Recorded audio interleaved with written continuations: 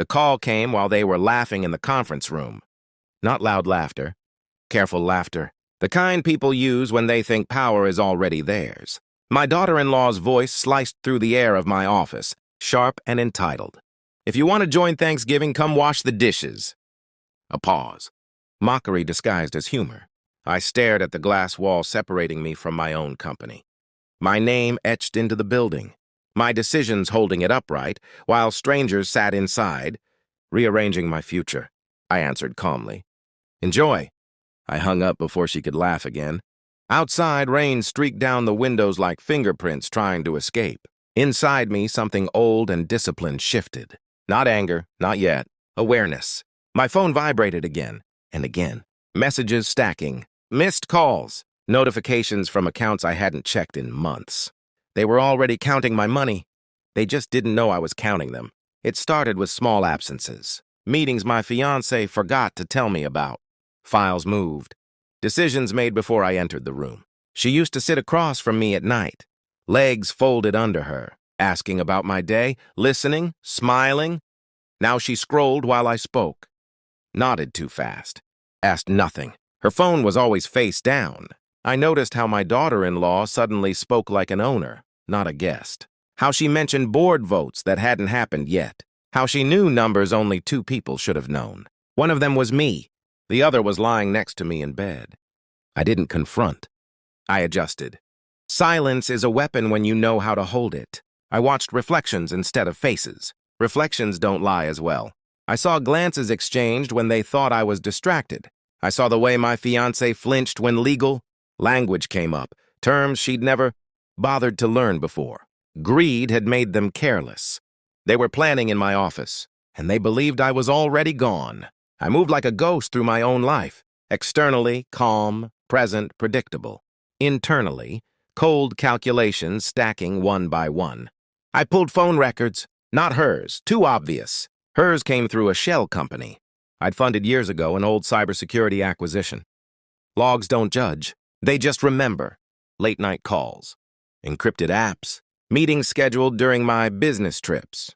I canceled one trip, didn't tell anyone. I sat in my car across the street from a restaurant I'd never been to. Watched her walk in. Watched my daughter-in-law follow 5 minutes later. Watched the third shadow arrive. My CFO.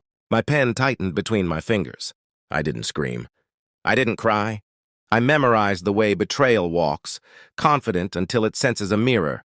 Back home, I ordered audits disguised as routine. Adjusted clauses in contracts they hadn't bothered to reread. Shifted assets quietly.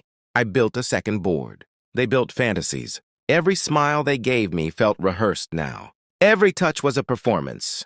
I let it continue. Let them believe I was blind. Blind people don't scare predators.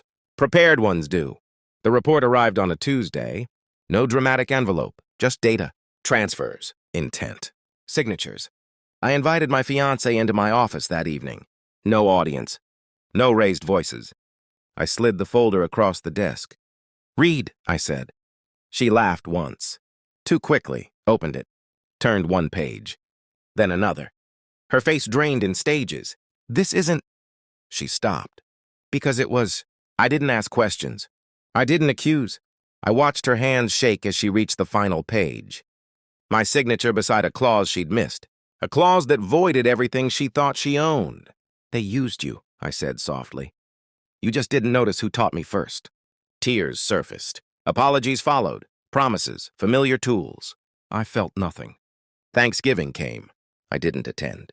Instead, I uploaded photos. A villa, snow-capped silence, glass walls overlooking Switzerland. My phone exploded. 71 calls, voicemails stacked like panic. By the time they reached me, it was over. The board meeting they'd planned without me convened, led by people they'd never met.